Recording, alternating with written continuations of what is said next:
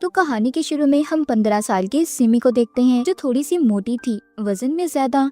वो अपनी आंटी के पास ईस्टर मनाने आई थी। ईस्टर वो त्योहार जो क्रिश्चियन मनाते हैं। सिमी की आंटी क्लाउडिया का घर एक सुनसान इलाके में था। वो पहले एक न्यूट्रिशन रह चुकी थी। उन्होंने खाने पीने के बारे में बहुत सी किताबों को लिखा था कि इंसानों को क्या खाना चाहिए और क्या नहीं, कैसे उन्हें अपनी सेहत का ख्याल रखना है। उनकी सारी किताबें खाने पीने पर थीं। खैर सिमी अपनी आंटी से मिलती है। जब वो उससे आने की वजह पूछती है तो सिमी बताती है कि मैंने आपको कभी नहीं देखा, तो इसलिए मैं आपको देखना चाहती थी।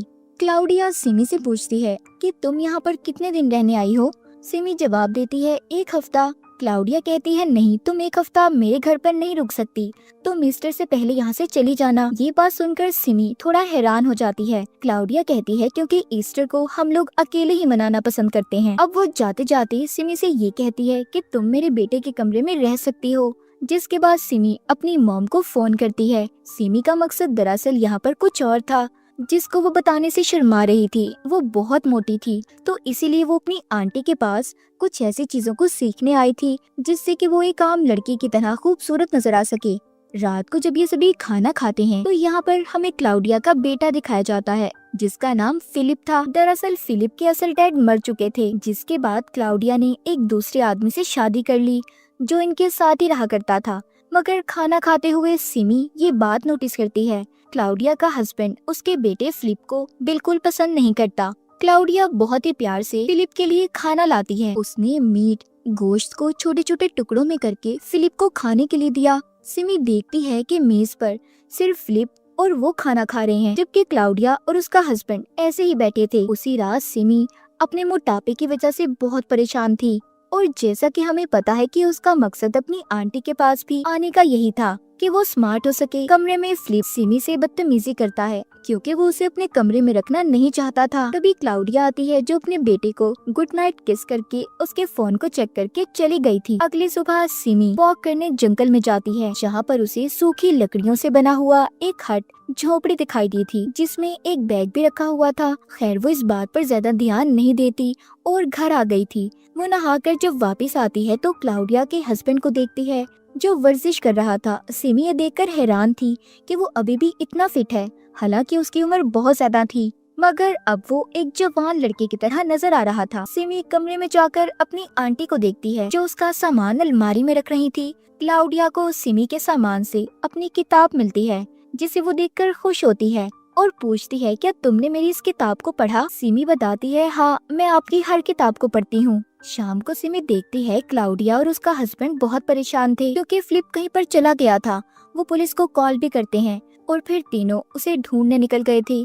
जल्द ही फिलिप उन्हें पास वाले जंगल से मिल जाता है। क्लाउडिया अपने बेटे को देखकर बहुत खुश थी कि चलो शुक्र है वो जल्दी मिल गया। रात को क्लाउडिया सिमी से कहती है कि अगर तुम अपना वजन कम करना चाहती हो तो मैं तुम्हारी मदद कर सकती हूँ। डिनर रात के खाने में क्लाउडिया बहुत ही मजेदार खाना बनाती है, मगर वो सिर्फ फिलिप को दे रही थी और सिमी से कहती है कि अगर तुम पतला होना चाहती हो तो तुम्हें अगले 4 दिन तक कुछ भी नहीं खाना।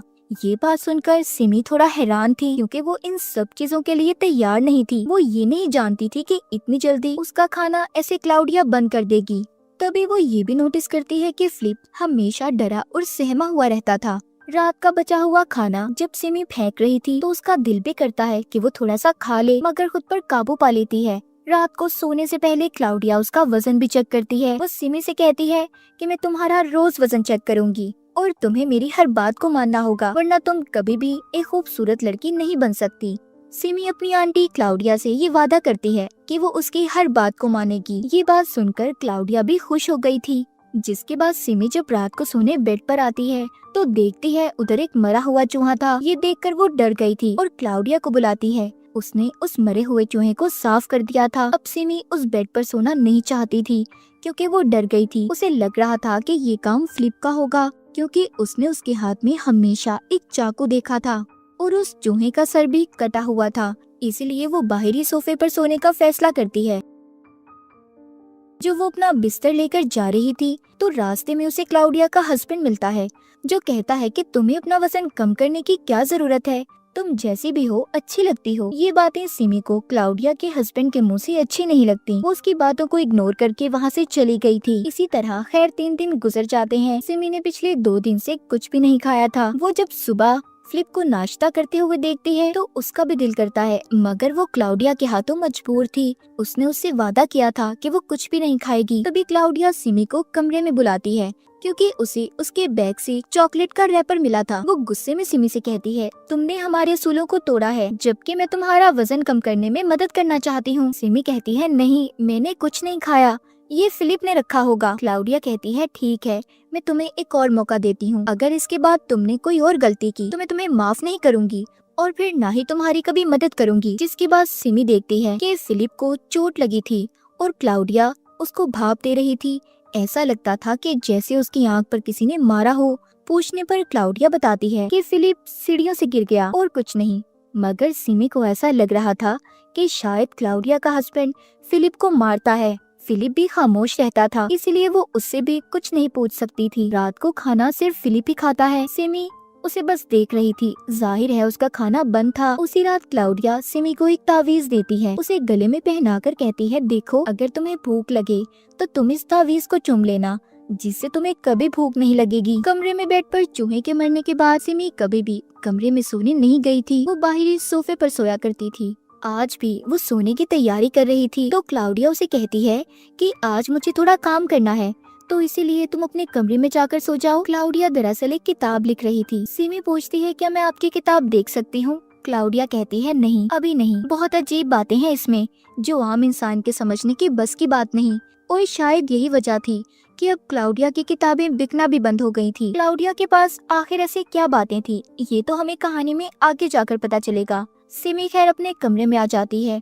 उसे भूख की वजह से नींद भी नहीं आ रही थी। वो उठती है और फ्रिज में जाकर खाना ढूंढने लगती है, मगर फ्रिज बिल्कुल खाली था। तभी वहाँ पर क्लाउडिया का हस्बैंड आता है जो सिमी के साथ बदतमीजी कर रहा था। सिमी के हाथ में चाकू था जिससे वो उसे जख्मी कर देती है। तभी उसकी आँख खुल गई थी। इसका मतलब सिमी का ये सिर्फ एक सपना था। वो जब जाकर फ्रिज को खोलती है तो उसमें खाने पीने का सारा सामान मौजूद था। सुबह भी हो चुकी थी। हमेशा की तरह फिलिप भी अकेले खाना खाता है। यहाँ पर सिमी सोचती है कि चलो, मैं तो अपना वजन कम करना चाहती हूँ, इसलिए मैं खाना नहीं खाती। मगर क्लाउडिया और उसके हस्बैंड का आखिर ऐसा क्या राज था? उन्हें कभी भूख नहीं लगती और न ही उन्होंने कभी उसके सामने खाना खाया था। सिमी को भूखे रहे 5 दिन गुजर जाते हैं। आज क्लाउडिया का हस्बैंड शिकार पर जा रहा था। क्लाउडिया अपने हस्बैंड से फिलिप को भी साथ ले जाने का कहती है। सिमी भी उन्हें देखकर पूछती है, क्या मैं भी आपके साथ आ सकती हूँ? क्लाउडिया का हस्बैंड बच्चों को शिकार पर ले जाने के लिए तैयार था। अब ये तीनों शिकार पर चले जाते हैं। फिलिप शिकार में अच्छा तो नहीं था,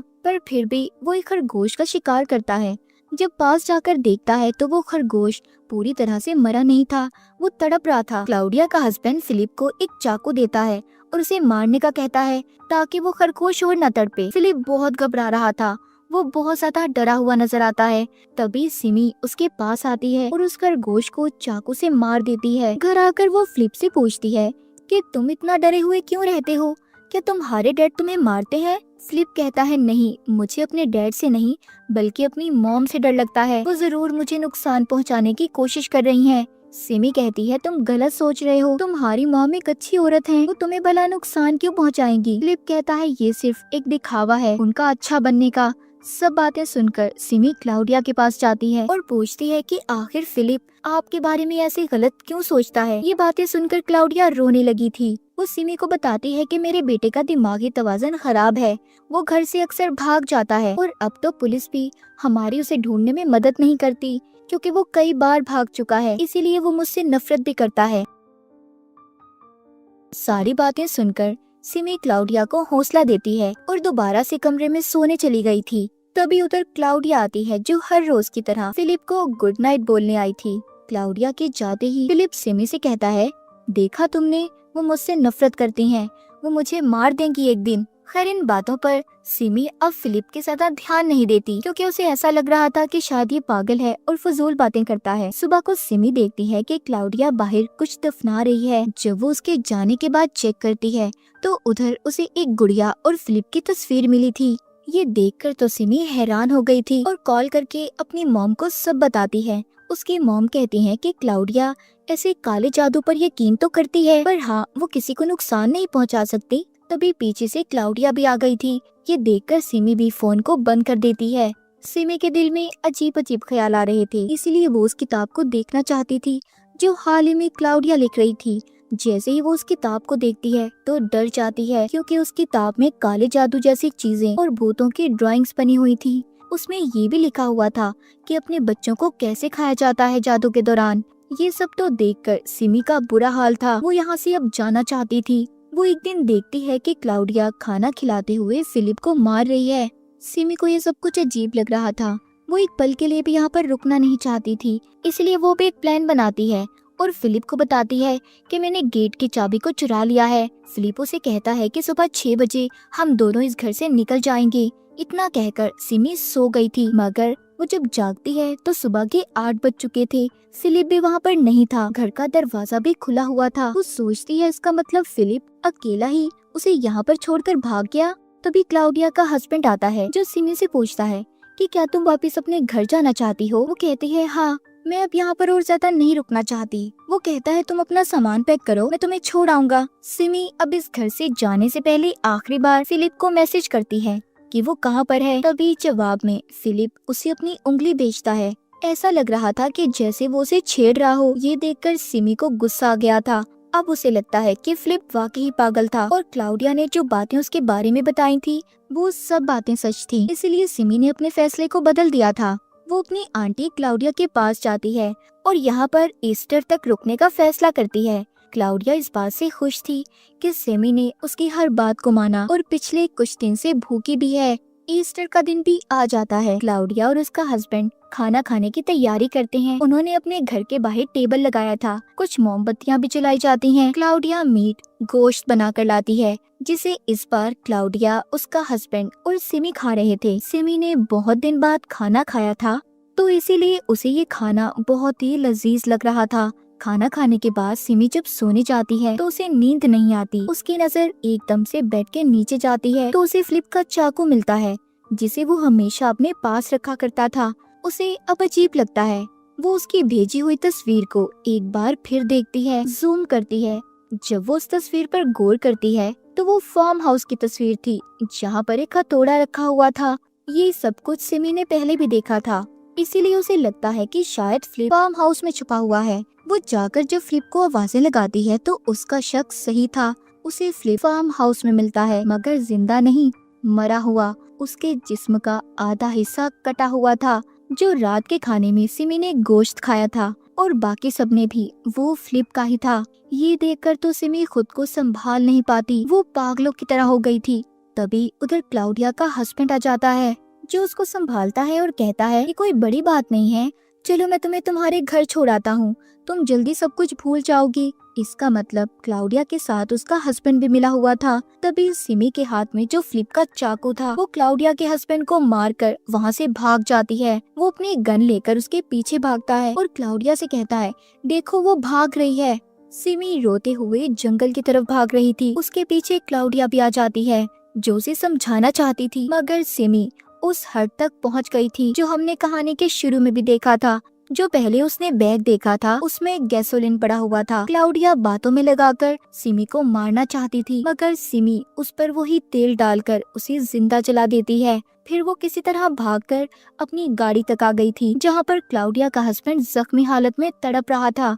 वो सिमी से कहता है, प्लीज ये गन लो और मुझे मार दो, मगर सिमी उसे नहीं मारती। वो चाहती थी कि वो ऐसे ही तड़पता रहे। उनके साथ ऐसा ही होना चाहिए था। इस कहानी के आखिर में बताया जाता है कि क्लाउडिया कुछ शैतानी ताकतों की पूजा किया करती थी। मतलब वो एक कल्ट से थी, जिसमें अपने ही बच्चों को खाने का रिचुअल जादू था। क्लाउडिया का मानना था कि उनका बेटा अब अमर रहेगा, क्योंकि उसे खाने के बाद वो अब उनके जिस्म का हिस्सा बन चुका है। इस कहानी से हमें ये जानने को मिलता है कि क्लाउडिया इन सब चीजों पर यकीन रखती थी, और फिर यकीनी इंसान से क्या कुछ नहीं करवाता, मगर हमेशा बुरे काम का बुरा अंजाम होता है, जैसे कि क्लाउडिया और उसके हस्बैंड का हुआ। और इसी के साथ इस फिल्म की कहानी भी यहीं पर खत्म हो जाती है।